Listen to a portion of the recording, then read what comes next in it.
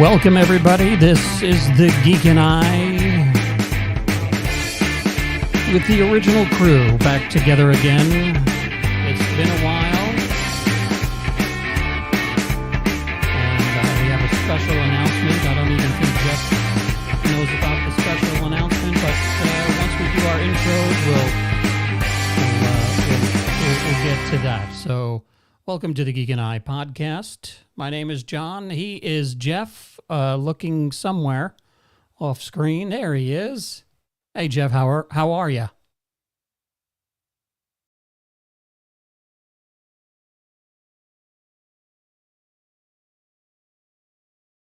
Are you there?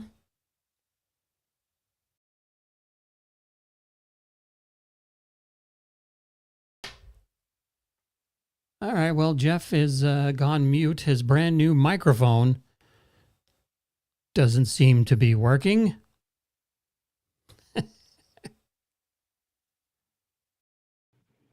Damn it. Okay. There you are. Can you hear me now? I can hear you now. Damn it, Janet. Well, what it's happened? not me. I was like looking, it was like it's plugged in, it's turned on, and all of a sudden the thing starts lighting up. It's your end, man. It's crazy. Right, it's I'm taken doing cool. the computer has taken over. So AI, man. Welcome to the program. It's good to see you again. It's been 2-3 weeks? Yeah, we talked with Mike from Retro Game Boys. Yeah, that was fun. Looking forward to having him back on. And I think, was it after that? After that, I went to see. Didn't I go? Oh, was that the day? When was that? What did I go see that night? I went to a movie that night. Saw Bill Shatner. That's right. Movie. That's right. Yeah, I saw Call me Bill. Right? Yeah, I said, yeah, you can call me Bill. Saw that down in McKinney. It was good. I really enjoyed it. You know, if you buy all the BS that one particular cast member puts out there, and then you go watch the movie. We all know who that is. And then, well, actually, there's two of them, I think. One is crazier than the other, right? Well, I would say one is crazier than the other. And when you watch the movie, it's he does not seem like that could be him.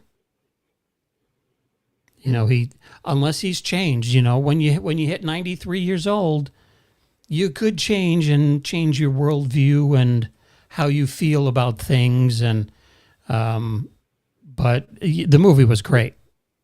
I had seen it. I know he didn't want to do a documentary. He fought against that for the longest time, and to hear that Legion M, was able to pick that up was phenomenal, because I wanted to hear his backstory, but also hearing him speak at conferences and the Trekkie convention tour became a thing. He would talk with Larry Nimoy a lot about their past. So hearing about his experiences and his life past, it's kind of like putting that, he's already been to outer space. So kind of putting that little, bow on top of the, the gift before going for Bully Man. Yeah. Yeah. Where every man goes after this life. Yeah. And, not to spoil anything, his dream, I mean, he says it, I think, in the trailer. His dream for right now is, once he's gone, is to be buried and have a tree planted on top of him so he can feed new life and become a tree. He said he wanted to live on in AI as a. Well, he's already there. He's already. I'm sure. I think he was doing facial recognition, all that a couple of years ago. I can't remember how far he got into the AI stuff, but yeah, he's going to become an AI figure. He'll finally get his Star Trek reboot after he's dead through AI. Let's see if I can find it here now that you mention it, because I know there was one. There I've been was. following that with Bill for years. All right, so hold on That a was one thing that second. fascinated about me and what he was trying to do, because I know Lucas was doing this a while back when he was filming. I think it was after ILM was working with THX on technology, what they were doing with um, the Pixar software and Okay. reanimating things. All right, Oh, so sorry, I we. drifted off, didn't I? No, I'm just excited because apparently we have a special guest on the program. Just checking in with us. It's So Bill Shatner. it's Bill Shatner. He's here. Holy crap, He's sitting in a Bill! nice. Yeah, you want me to ask him a question? Let's see if I can. Sure. Let's see if we. What do you want to ask Probably him? can't hear How me because my mic what sucks. what did he like about playing I, Captain I, I, want, I Kirk? want to ask him, can he smell his fart face? Bill, what did you think about playing Captain Kirk all those years? I'm sorry, I didn't quite understand that. That's Did you typical like Bill. playing Yeah, did you like playing Captain Kirk? Yes. Okay, very short and His pauses seem very original. straight to the point answers. Let's see. Can you hear me? Bill, what is the favorite Star Trek movie memory you have? I most enjoyed Star Trek V because I loved solving the problem. I loved the life. I loved that life. That one problem after another. And then, who's God? Well, I don't know who's God. What does it look like? I never saw God. That's in the wind. And it was, filled with that kind of craziness that I look back on. I thought, my God, that was so much fun. These crazy people, and my character wouldn't do that, and $250,000 a thing, and it was just a joyful explosion of creativity and agony and defeat and victory. It was the most enjoyable thing I've done in a long time. Well, I've recently watched Star Trek V, and I thought, you know what? It's not as bad as everybody says it is, right? What do you think, Jeff? I liked it. I like Star Trek Five. I mean, out of the bunch, I mean, you went from the well thing, time travel, to Spock's came back. He's got his Contra, right? Or Contra? I forgot what it's called. But he's got it back, and then the goofiness of Five, like people hitting their heads, like Scotty, and some of the stuff was like, eh. But I did like the premise of going and finding God and wanting that infinite, wisdom of understanding. That I appreciated for the storyline goes. Yeah, yeah. So, Bill, regarding T.J. Hooker, did you really enjoy that series?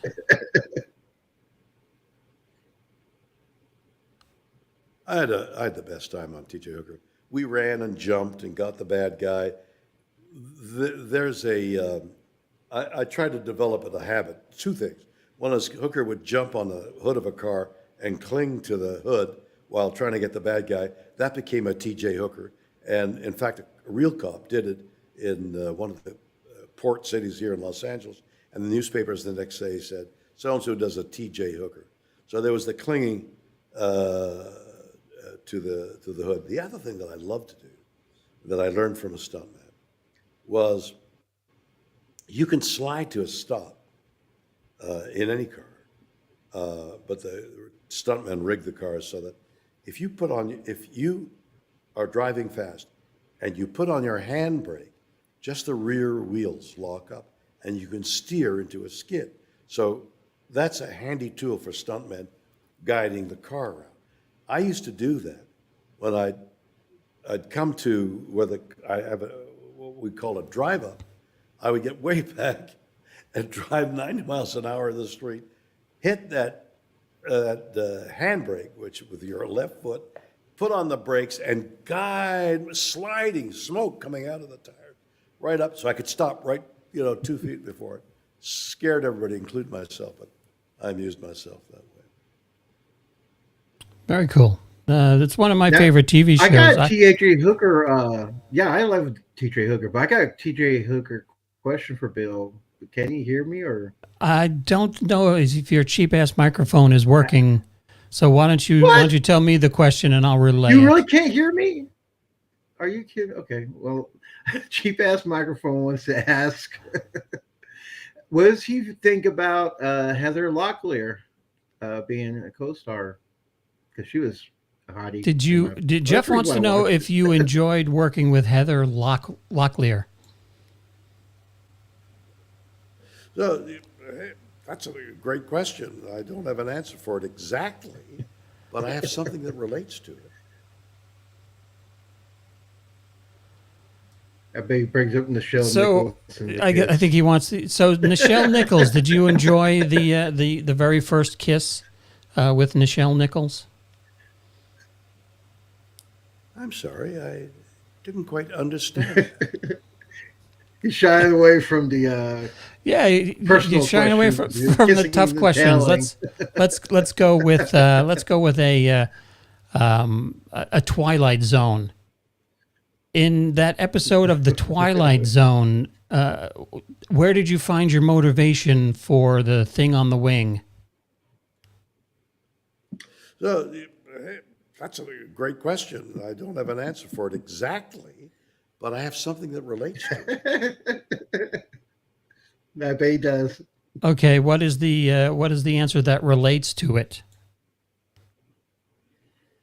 So, that's a great question. I don't have an answer for it exactly, but I have something that relates to it. Okay. I think he's having a little bit. I kind of can answer that, but not exactly. Yeah. Let's get back to Star Trek. Was he thinking about Star Wars? What do you think about Star Wars? What was the question? What do you think How you feel about George Lucas? How do you feel about Star Wars? That's I guess, a good question for somebody, but not me because I don't have an answer for that. I have answers for a lot of other things. Oh, yeah, sure he does. Where did you find the motivation for Star Trek VI, The Undiscovered Country? I'm sorry, I didn't quite understand that. All right, I'm going to speak a little slower. 93, you know. Let me clear my throat and we'll see if we can get... How did you find your emotion for Star Trek VI? You confused him. You know, it's interesting that show, Star Trek, started a lot of people, tens of thousands, I think, on careers that they, I presume, wanted beforehand, but it sanctified and made real their ambition. Time and time again, astronauts, scientists, doctors, a lot of technical people have said, I became what I am now because of Star Trek. That happens all the time. Great inventors were started on the magic of science fiction, and Star Trek was there at the beginning. And so all of them, you know, as kids, they watched Star Trek. And here I am, this fool of an actor, and they're saying, oh, look at that. What do you know? And I say, I know nothing. I can't know nothing. I said, well, you know nothing too. You think you know. You think you know how to go around the moon? Great scientists. I'm so touched and humbled by a lot of people's ambitions coming to fruition because of this show that I was on. Well, Bill, thank you for your time today. We really appreciate it. Have a great evening, and we'll hopefully talk to you soon. Well, that's stumped Live long and me. prosper, Bill. I'm stumped.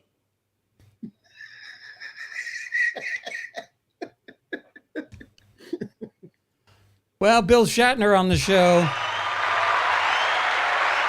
Yeah.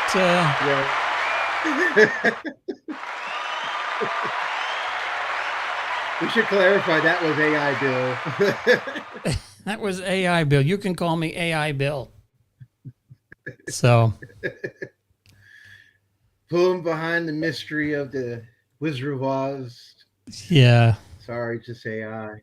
But it's still Bill. Kind of. Yeah, well, I mean, when we were talking about AI, what, 6-8 months ago, did you think you'd be able to turn on William Shatner and, well, talk to him? Turn on William Shatner. I don't know what kind of things you've been asking, but no wonder he's confused.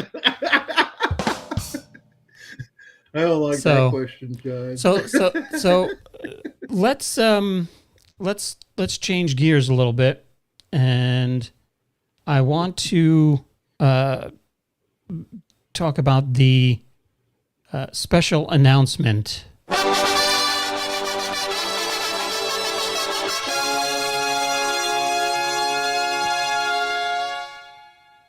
So this will probably be and Jeff doesn't know yet, this will probably be the very last broadcast of the Wednesday edition of the Geek and I podcast. For reasons out of my control, it's this version of it is coming to an end after we close up the stream tonight, because on Monday there is going to be a total eclipse that will destroy the planet, and we'll never get together again, because the end of the world is probably Monday at 12 o'clock Central Time. And now you're out of the zone, right, Jeff?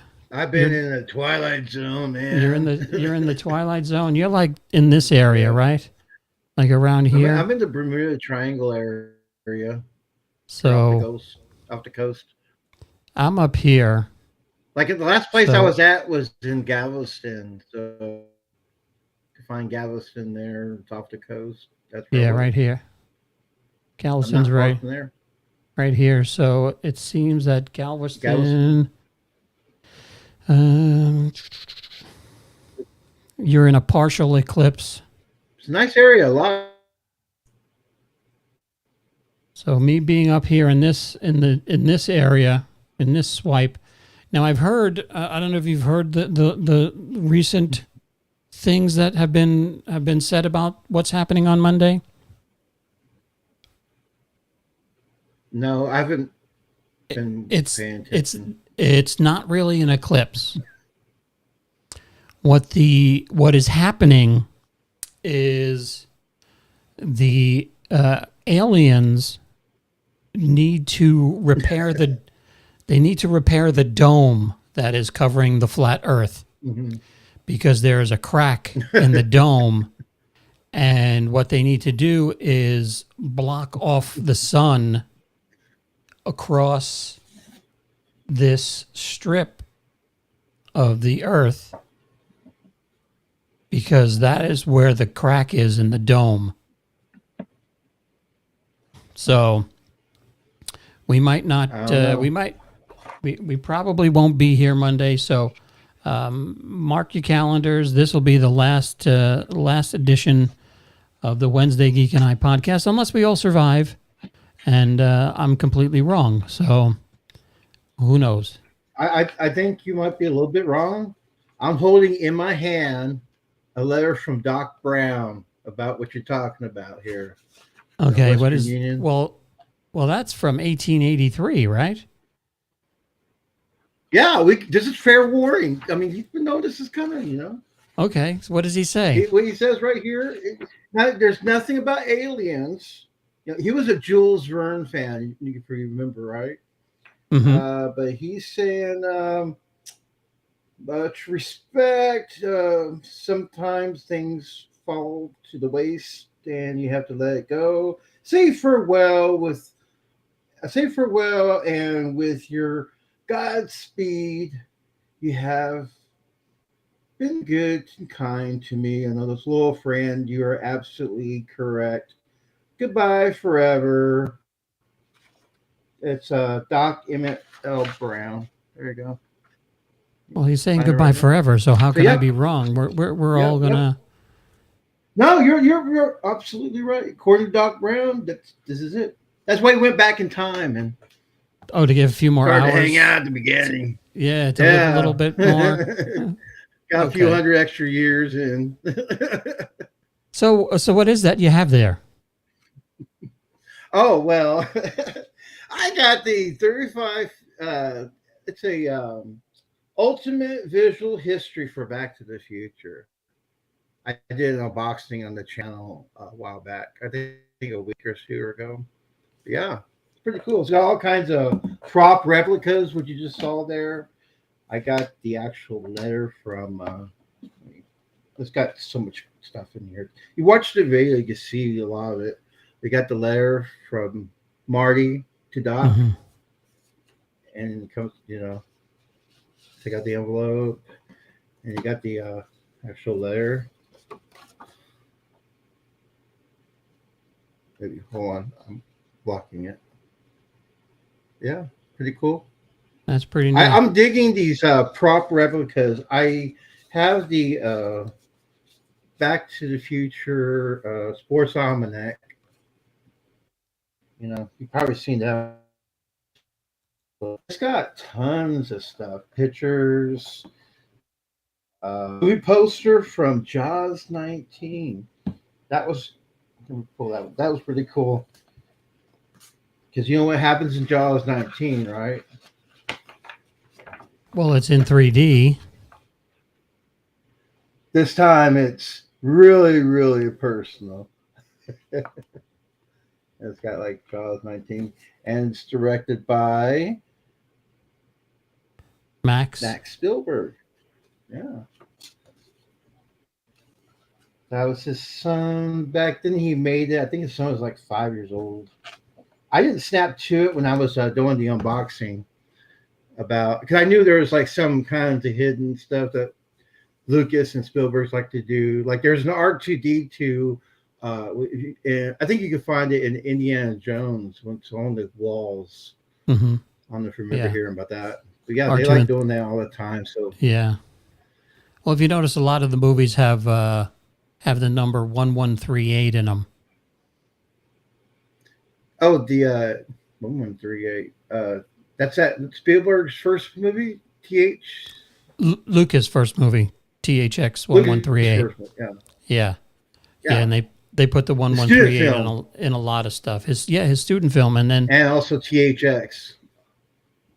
Right, the sound system. He named the sound system after that movie. Yeah.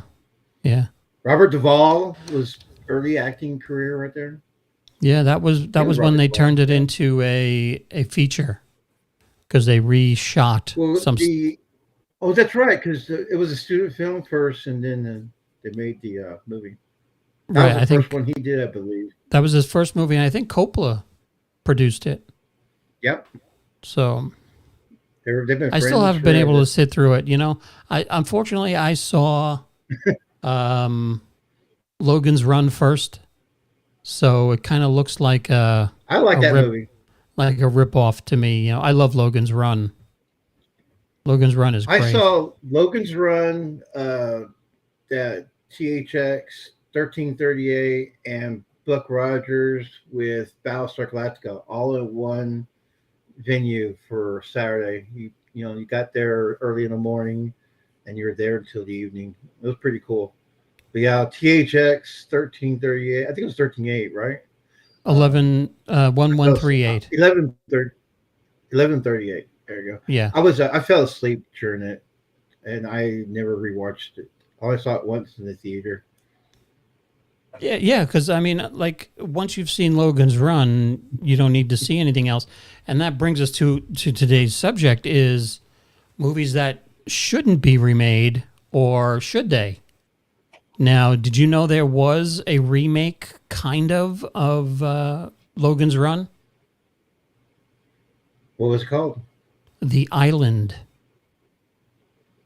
The Island?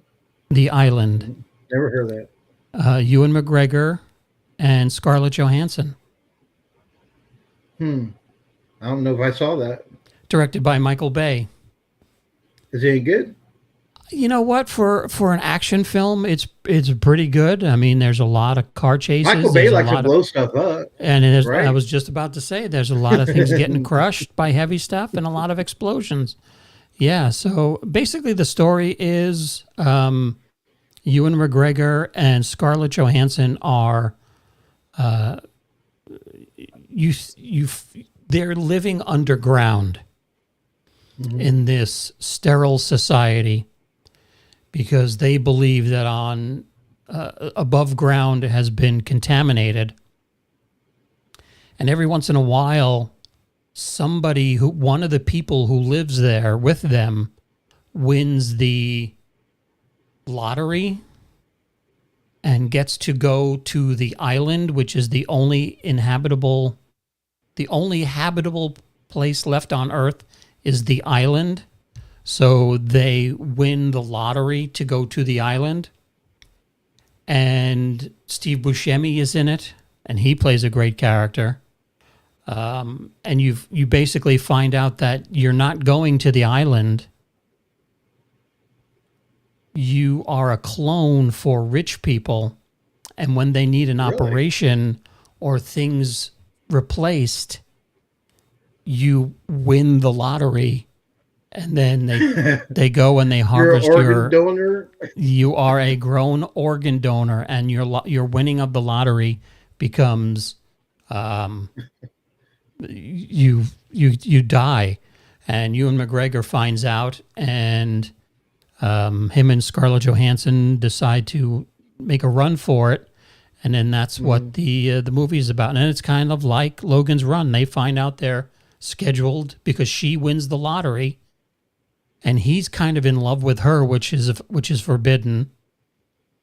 And you go ahead and they start to they try their escape. So it's kind of like Logan's Run. It's not a direct remake, but Check that out. You can see that it was, that's where the idea came from. The Island. The Island. It's not that Fantasy Island reboot they tried to do, because that was terrible. No, and I no, like it's Fantasy Island. Well, I like Mr. Rourke and Ricardo Montalban, but Fantasy Island. The remake of Fantasy Island was kind of good. Yeah. I think what they could have done was make it a little bit funnier. Kind of give it because who was in it? It was the guy from Ant-Man, right?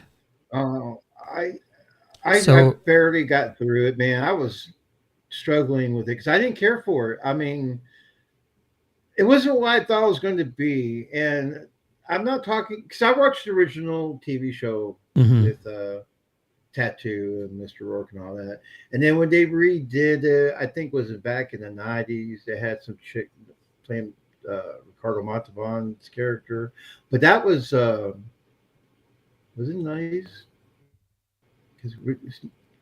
Because I think he was Ricardo Montalban quit acting because after Star Trek 2 was '82, this was '90s.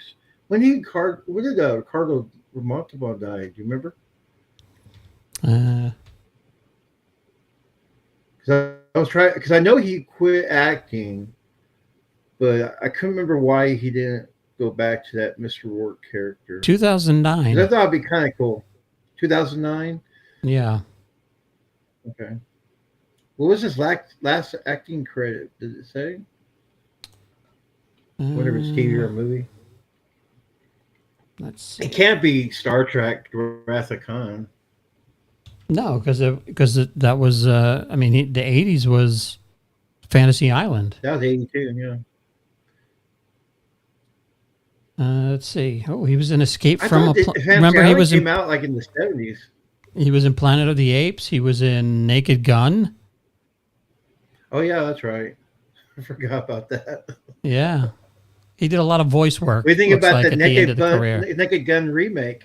I do not. I will not. I will stand outside. Liam Neeson and protest. I will be the first person to block the entrance to a movie theater because it sounds similar. Neeson, Leslie. I don't care who's in it. You're almost it there. Should not be remade. I agree with certain things that shouldn't be remade, like Back to the Future shouldn't be remade. Leave it alone. I mean, like Back to the Future 4? No. I mean, with Bill and Ted, they did that follow-up movie, Bill and Ted 3. The music, another. I still haven't finished it. I like it. I watched it. I thought one of the franchises should have left alone, but still haven't finished watching it. I cannot stand that movie.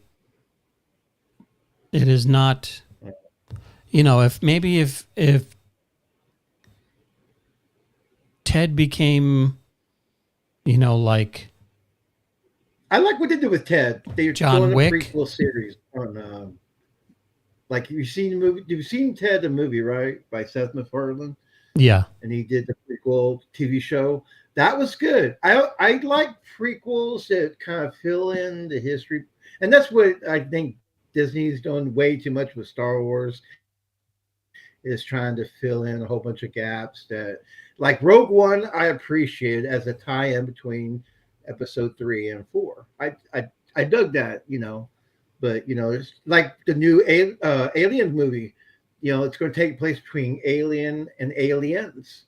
They got Riley Scott as the producer because he did the original. They have James Cameron.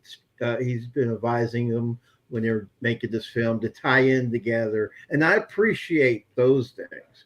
But when they just try to, put lipstick on a pig and try to remarket it, like shot for shot, like I was telling you earlier about Psycho. I think it was you or it was another person I was talking about. Watching the original Psycho with Hitchcock, and then watching the shot-by-shot remake with Vince Vaughn and Anne Heche.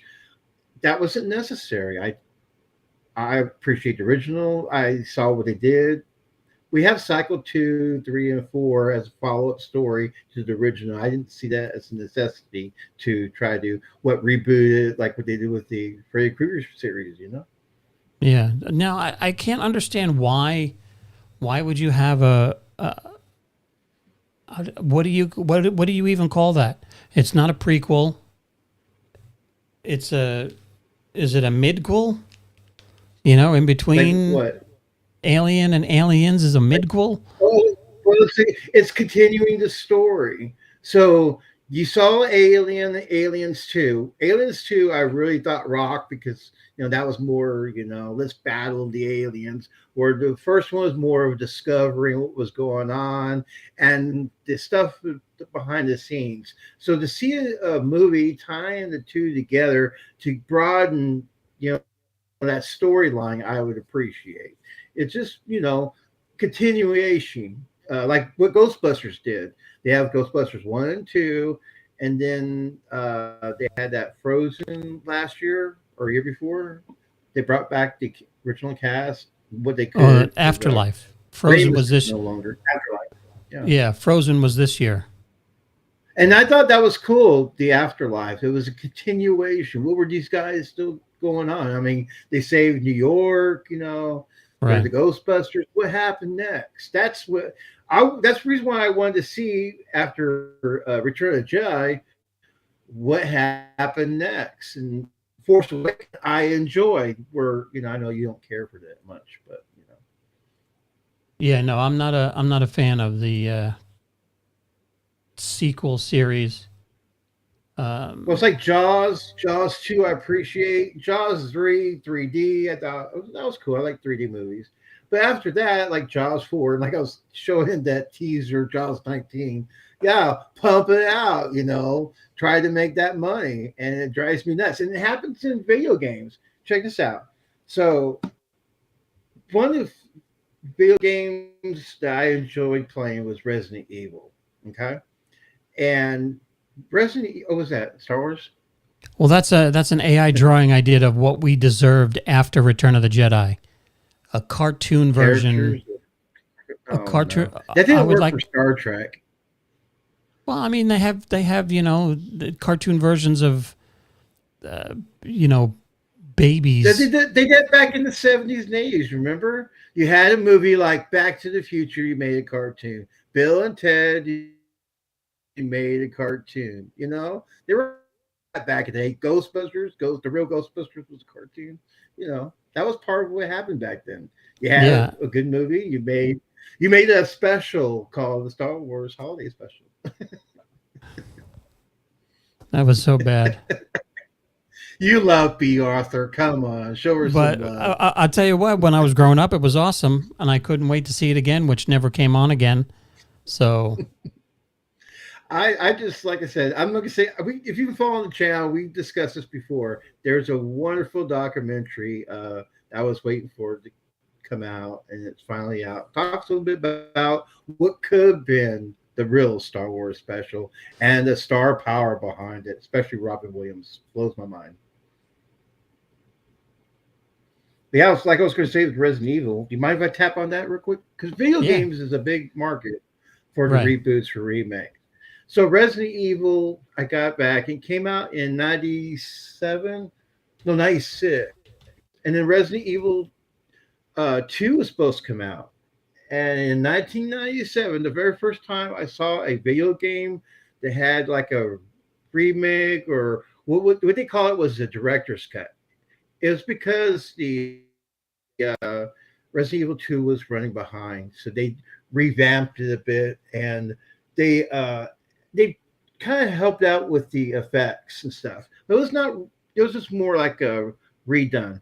And then when they came out with these newer versions for consoles, it's the same story, but the camera angles are fixed. It's a little more better to play, a little more enjoyable. So I kind of get the remakes of the video games because they're still coming out with original follow-up stories like Resident Evil Village. So the storyline continues with some of those video games. It's just when they start rehashing them, like Right. they came out with Atari's, Return of the Jedi, and then they said we made a lot of money off that. Let's make money off of the Empire Strikes Back. No, I got them backwards. Empire Strikes Back, and then Return of the Jedi. And when they start pumping out games and stuff like that, Star Wars, Phantom Menace, you had a game. Phantom Menace, I didn't really care about. That was a movie that touched you though, because you bonded with your son during that movie. So did he Well, play the video games? it was actually Revenge of the Sith that was his first Star Wars movie. Oh, Yeah, because he was that he was was the only third? he was only 2 years old when Phantom Menace came Attack out. of the Clones was the second, right? Okay. Phantom Menace is the Sorry, second one. I got Revenge of the confused now. Sith. Revenge of the Sith is the third one. Where he became Darth Vader. I like that one. I like the way it ended, where you're building the Death Star, and he got the mask on, and first breath, Mhm. and then James Earl Jones' voice comes through. I thought that was real. It gave me goosebumps, and I enjoyed watching that movie. That was one of the movie prequels I enjoyed. And the funny thing was, as the Phantom Menace came out, I wasn't a fan. I saw it again in 3D because I wanted to see Star Wars in 3D. Hmm. So I was hoping for the originals. I'll take the special editions in 3D, but they never did it, man. They stopped after Phantom Menace. Yeah, I enjoyed the Phantom Menace in 3D. It was cool. I like the depth. I did get to see though the re-release of Attack of the Clones in IMAX because they re-released that for a couple of showings in IMAX, and it was fantastic. Flying around the city would have been awesome for that. It was fantastic in IMAX. I mean, it was huge. It was one of those IMAXs that not like they have now which is just a giant wall of screen. This is the IMAX screen that goes down. It goes from the floor way down in front of you, and it goes up and over, and then wraps around you halfway around the side. So you're actually inside the screen, and that was fantastic. What do you think about that Sphere in Las Vegas, seeing a movie like that, like Star Wars? Can you go inside of that, or is that just a projector on the outside? You're inside. No, you're inside. I'd have to see video. Videos I've seen, like that U2 concert was a sensory visual. They labeled it as a 360 sensory visual concert experience, and they charged a lot of money to go see it. And a lot of people loved it. So I like the outside. It looks like an eyeball and stuff. One time they did the Death Star and R2-D2's dome. It's pretty cool to watch the YouTube video of just the Sphere on the outside. Yeah, we might even 7 feet. We might even get replays of the eclipse on the Sphere, right? Yeah, it looked like when you used to turn off your tube TV. Yeah, and then there's a little hum. Then you go, that's all, folks. So video games that are coming out that are going to be remade. What I have a list here from Game Informer from, I guess, November of last year, and they're saying that these are, it says they're announced remakes, not remasters. So Gothic.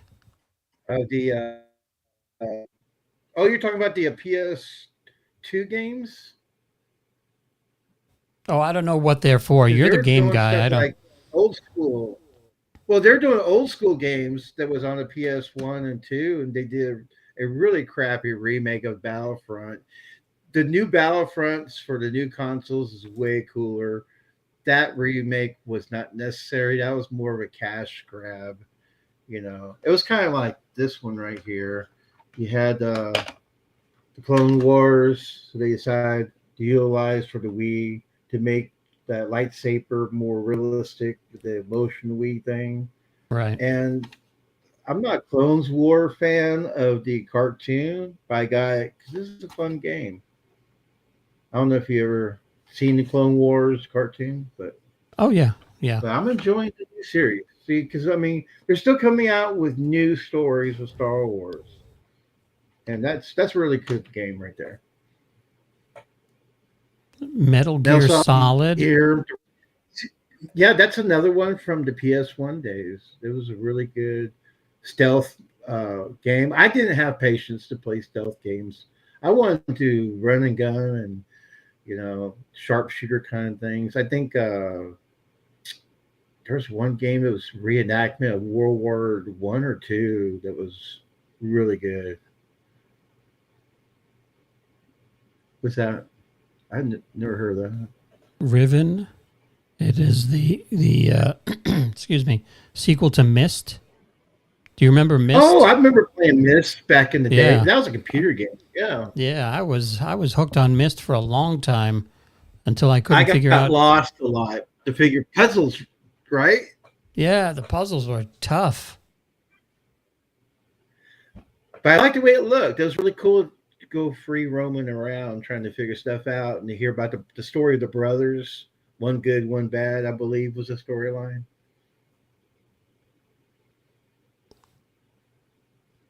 See, I don't know if it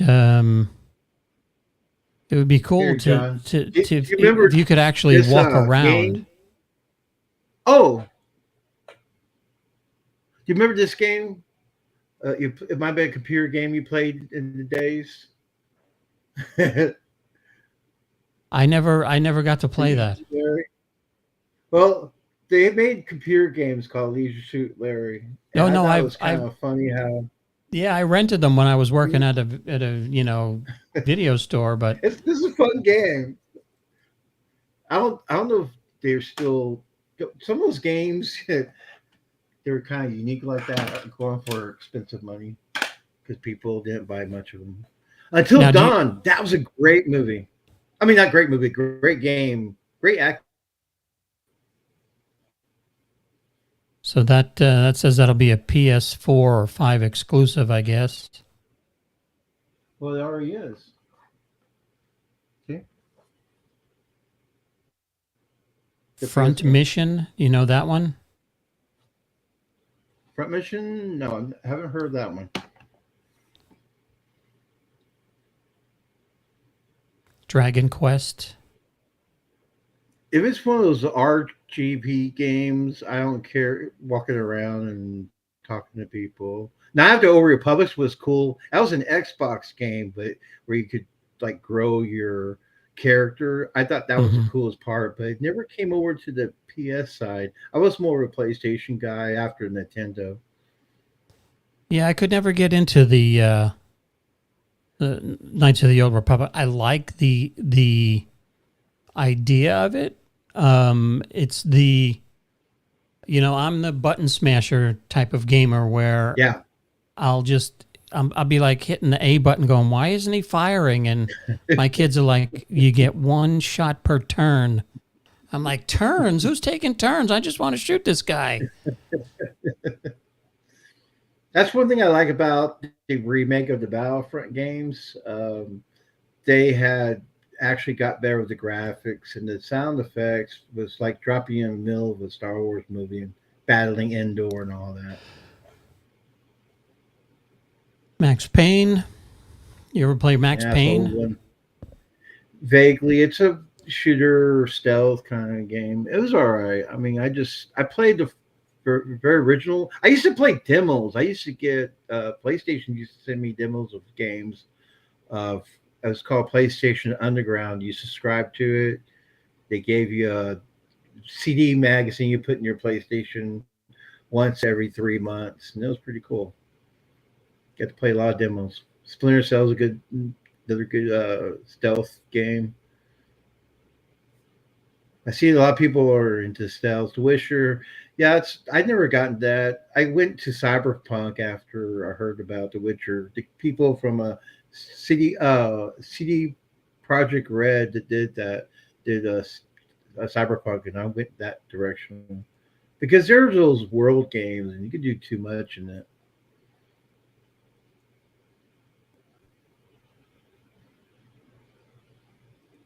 Let's see. Now this is GameSpot. GameSpot. Oh yeah, IGN. There's a few other places I like to go and get my gaming news. Electric Playground's another cool one. I watch a lot of the YouTube channels than to follow them on the internet. But they got everything. You got YouTube, they got the website, and they got their own channel. I think it's an app you could download on your PlayStation and Xbox for IGN. There's that Star Wars. See, there's another thing. They made old computer games, turn them into console. Like here's Rebel Strike. This is a good one.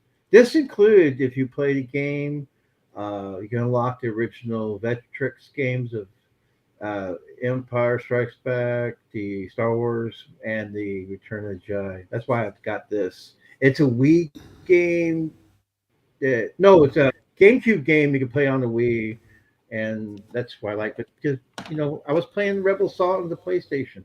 It's had live cuts just like this. But what they're doing here now, the Dark Forces remake, is they're reanimating it.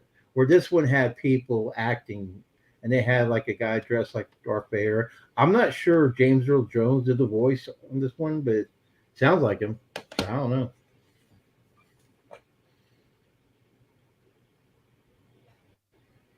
Final Fantasy, Oh, I Dragon hate those games. They're Quest. just.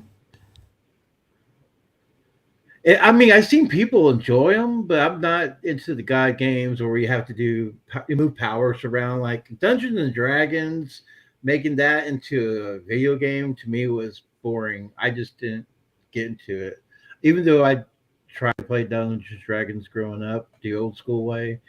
The video games I just couldn't do. Now, this was a big game, And wasn't that's it, when what it came out? yeah, it was huge for Xbox. Paper Mario. That was a SNES game, I believe. It originated. Now it's you know the Switch has got all those old school games you could subscribe and play, like for NES, SNES. I think some N64, Game Boy games, Game Gear, and all that. So yeah, I'm not sure how it's set up because I dropped out of Nintendo after the SNES, and then I picked up the N64 just to play a few games, but I jumped from the SNES to PlayStation One, and I've been with PlayStation Two, then the four. I dropped into the Wii to see what's going on because when I heard about I got the GameCube. I found out I could play like Luigi's Mansion. It's a fun game, and so you could play that. That was on I believe, the GameCube originally. Mm-hmm. Yep. I like the idea that the Wii you could play GameCube games, and that's the only reason why I sold my Wii to get the GameCube because I could play all those backwards compatible games. That's what I liked about the PlayStation 2. That's pretty neat. Is and I don't know why. I guess it's interior technology that sometimes you can't. You can't do backwards compatibility. Because I have a lot of games for the Xbox cool. that don't work on the new Xbox. What I thought was cool was that you got the Atari 7800 that played 7800 games, and you go ahead and throw in your 2600 in the 7800 and still play them. And that was, to me, I think was the first backwards compatibility gaming system. I think we talked about that, maybe. I'm not sure. We talk about a lot of stuff. Yeah. So what else? What else you got? What else is in that book that you got there? What other movies do you think never should be remade? We'll go back to movies. Back to movies. So the franchise that I think should be never touched. Of course, what they're doing with Star Wars, they're not trying to remake it. They're just trying to exploit the shit out of it. But Back to the Future was one of the movies. Like I was thinking about the Close Encounters, E.T. Let's leave all that stuff alone, Indiana Jones, when they started doing, Last Crusade and all that, I figured, they were going to continue them. Of course, they made video games about all that. But yeah, I just think that there's certain franchises you just shouldn't touch, man. Yeah, like I don't think even though it's a sequel and not a remake, I do not think they need to put another Indiana Jones movie out. I don't care if it's Chris Pratt. I don't care who it is. They should not do another Indiana Jones movie. They will make another Indiana Jones game. They're planning on doing one soon. This is from the Wii, though. That's the last time I played the Indiana Jones game. Yeah, the games I don't mind because you can make the guy look like Indiana Jones, and then you can have the character sound like Indiana Jones.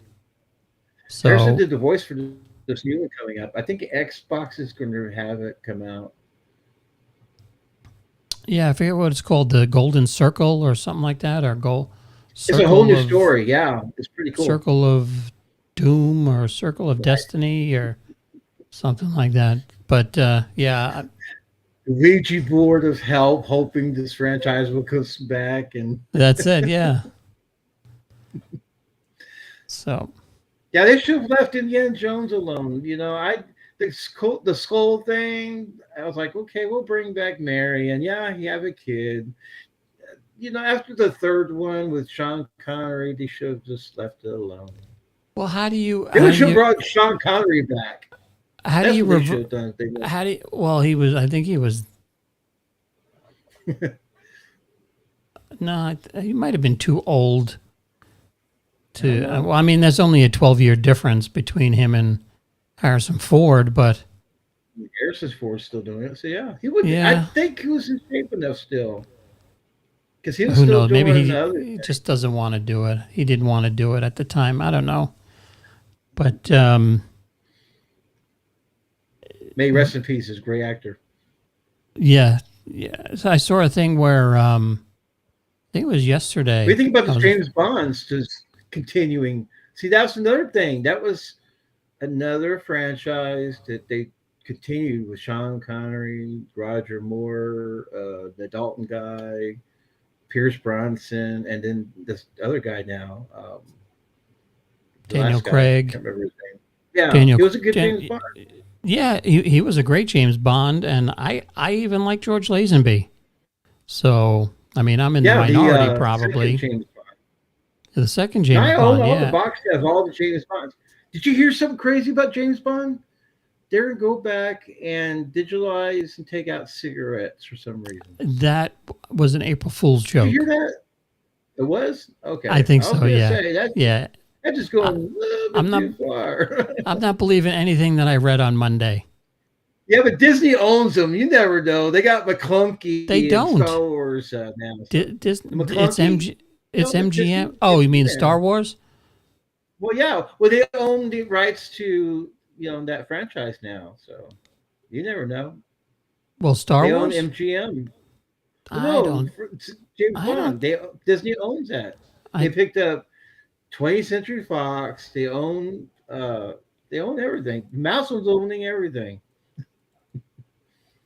Isn't that what? I'm almost 90% sure. I'm almost 90%. I know I read it somewhere or heard it somewhere. Who owns the rights to James Bond? I know the Ian Fleming's daughter still is overseeing the company, but the rights to make movies, I think, was still under MGM. And they were under 20th Century, if I remember right. I'm not 100%. MGM is owned by Amazon. Amazon, okay. Well, see, Amazon, another entity buying up property. Oh, that's right, because you had the Amazon James Bond TV show, Finding James Bond's Loot. Yeah, which was great. Did you get to see it? I tried to watch it after the fourth episode. I just like it gets so much better. The, American race. That's that race thing. Yeah. It's like the Amazing Race. Yeah, Amazing Race. There you go. Yeah, but when you're dropped off on a mountain, on a snowy mountain, all by yourself with a in a helicopter. No, see, people shoot at you live rounds, and you're skiing down like in a View to a Kill. The beginning of that. No, make it like that to get the money. I'm in. Right. Have the car shoot out oil slicks and gas, and go underwater. What Bill Shatner say? You got to pull on the handbrake and slide around. Right. That's it. So, what do you got coming up? What do you got coming up on the channel this week? Well, I shared a video from Galveston called "The Poop Deck." That was a cool little video, and so I have a video coming up. I got some more stuff from Galveston, so you'll be seeing that in the future. As far as what's going to come back this weekend, well, it's another unboxing, more video games. The Collector Zone. You know how we do it. Mm-hmm. But yeah, you'll be seeing some cool stuff from Galveston. I got 2 videos that I'll be working on, and they'll be up. I just don't have a lot of time to. I have making a lot of videos. I just don't have a lot of time to edit and put it together. And my life is interfering with my fun. I have to have times for video games. So you'll see me playing. The reason why I play video games to make videos, because that's the only time I have to enjoy to play video games, and you see my thoughts and stuff. And there's something special that I'll be premiering this Sunday. So look out for a small video about that, and it's going to be something I'm trying, something new. So Sunday, 12 noon, I'll be doing a small little teaser. All right. So look forward to that. And this Friday on the channel, it is actually First Contact Day. So a early happy First Contact Day to you. April 5th You can is have the day. Roger, not Roger. What's the kid's name? Do I play the kid? Ron Howard's brother? What's his name? That's Clint. Clint. There you go. Try to get Clint on board to talk to you guys. Yeah. Good luck. He actually I like might. to see the follow up. Well, see, he's not doing much. His brother's not hiring no more. So, no, I'm joking. That's the only way he got work was his brother. Well, he got this gig because of Andy Griffin, his brother's association, and Desi Lou. And I think Desi Lou had something going on with the Andy Griffin people. I'm not 100%. Desi Lou had their hand in a lot. Desi Lou is original Disney. Yeah. So Friday we have a Federation Friday, First Contact Day. We just watched the Corbomite maneuver, which that's a good one. Up until the very end, I had never seen it. I didn't know what it was about. And then the very end, when I see Clint Howard, I'm like, oh, okay. I remember this. I remember this one. Are you watching it with the regular effects or the special effects? I'm trying to find I'm trying to find the original. I'm going to old, Get that box set that I have. It's got both. It bounces. You can change mode. You can watch the original. You can watch it with the special effects. Can you send me you can watch it with the bumpers.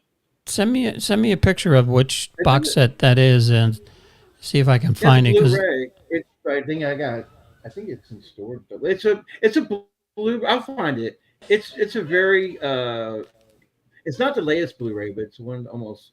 It's one that almost came out last. It's where they did all the redoing of the audio. They found the original score, and they redid everything from the floor up. They cleaned up a lot of the frames. But like I said, you can watch the remastered version of the original, or you watch the special edition version, which is done way better than like George Lucas special edition. There's way more care that was put into it, just to make it just look cooler without the Christmas lights. I'd like to see the originals, and then I love them both because I usually watch it twice. So I'd like to watch it once the original and then once special, the remastered, and see the differences. I'll watch the scene and then I'll go back, because you go back that section, and I'll change the mode to special, and then it was like it's a whole different feel to it. I mean, it doesn't take away from the storyline, but it makes it more like. I guess the way to best describe it is when you watch the original Star Wars and then you watch the special edition with all the extra add-ins, it made it more of a different film, but not really take away from the intent of the storyline. Kind of like that. So that's Friday, and then Monday will be I'll be live streaming. Yeah, there you go. Outside. You have your glasses? I have my glasses. I have an extra. Protective lens for my iPhone, so it doesn't burn out the because I've been reading you can go blind just from watching it on your phone. So yes, I mean it's a direct. It's the same effect. You don't do that. Put on your welder's mask. The little flip down, had the little visor coming up. Well, they say the welder's mask isn't strong enough either. That's only a 14. Oh, really? And you need a 16. It should be a 16 darkness. So it's going to come like a little beam, like in War of the Worlds when it starts taking out people and stuff. yeah, and I think that's what's going to happen. So hopefully I'll be live streaming. Try not to evaporate out there. I don't know how many viewers I'll get for the live stream of the end of the world, but we'll see what happens. Well, you got front row seats, like what they said in Armageddon. Remember, he had got front row seats to the end of the world. There you go. Yeah. Yep. I don't know. He probably wouldn't last more, long after entering the atmosphere, but that, Steve Buscemi is Steve Buscemi. So, yeah, it's going to be a hell of a ride. So, it was good seeing you again. Thanks for tuning in, everybody. We will see you next time on the Geek and I podcast. Jeff, check out his channel at the Collector Zone, and you have stuff that is on the eBay. Yep. I sold a lot of stuff too, but yeah, it's just if you go to eBay and hit the link and then hit favorites, whenever I put something new up for sale, or if I've been lowering prices, so yeah, you check that out. That's cool. You're the only one in the you're the only one cutting prices. Everybody else is raising prices here, and I'm looking for the fair market value, and so if a game drops in value, I don't feel like I should get that money. I mean, it's fair market in what I consider should be fair. And people asking for games for like $100 is incredible, because some games are not. They're still the game. It's terrible, like that Right. Pac-Man. That blows my mind. The Atari 2600 Pac-Man goes for $100, brand new, sealed. And that game, they made millions. I mean, they were selling for like $1 back in the days. they're in the bargain bin at the half-price books or books, the used bookstores. Yeah. So, all right, we'll see you next time on the Geek and I podcast. All the links for everything that Jeff mentioned will be down in the show notes below. Check them out. If you wouldn't mind, give us a subscribe. Hit the subscribe button. And if you really want to do us a favor, put the show on and then go to sleep, because I could use the watch hour. Even if you don't like it, just put it on and go to sleep. Turn the volume down, flip your phone over, and just let it run in the background. And are you gonna make a video of you just talking? It's like, all right, we're going to be going to sleep soon. Just relax to the mellow tunes of the Geek and I. let's see if I can. I don't know. Welcome to the Geek and I podcast. If you want a restful evening, just turn on this show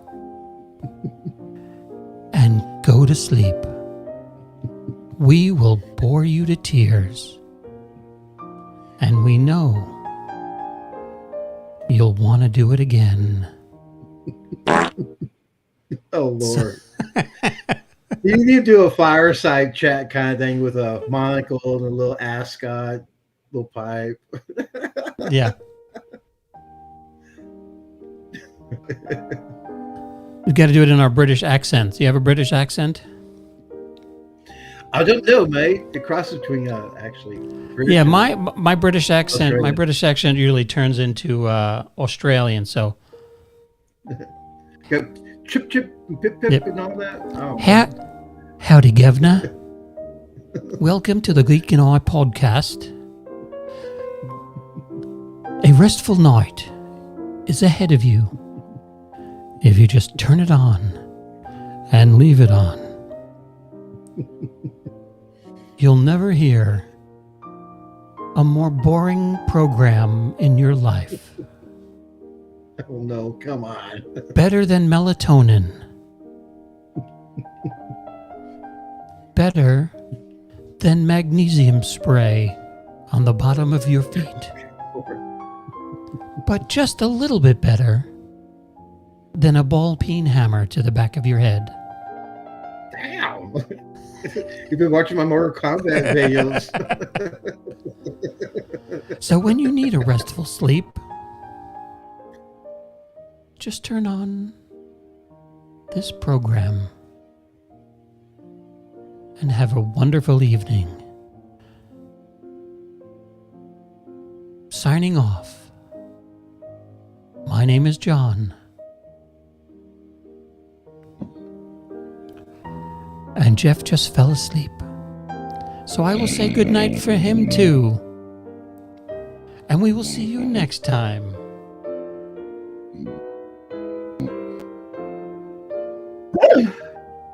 Oh, whoa. I had a nightmare there. I was on the Geek and I podcast with John Jeff.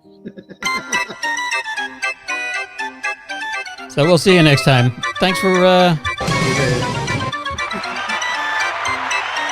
playing along. We will talk to you later. Have a great night, everybody. See ya. Cheers, guys.